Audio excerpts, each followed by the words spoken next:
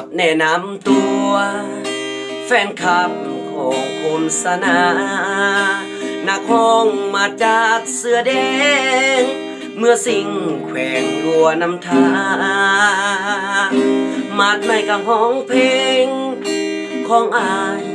คมสนาเจ้าของผู้งานเพลงแฟนปัจจุบันสำคัญสำได้สาวไอโฟน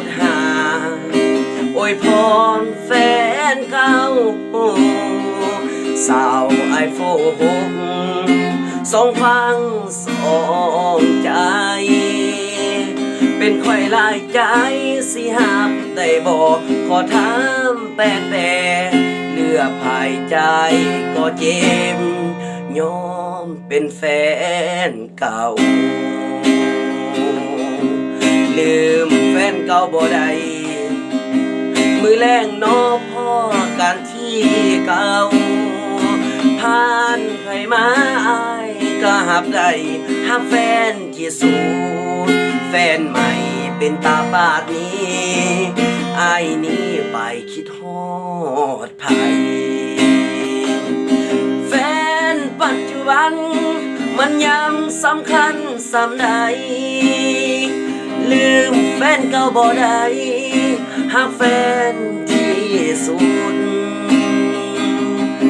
มือแรงนอพ่อการที่เก่าที่สองYouTube เคคมสนาเนเดอแฟนเพลงแฟนปัจจุบันมันยังสำคัญสำใดลืมแฟนเก่าบ่ได้หักแฟนที่สุดมือแรงน้องพ่อการที่เก่าที่สอง YouTube สองเคคุมสนาเนเดอ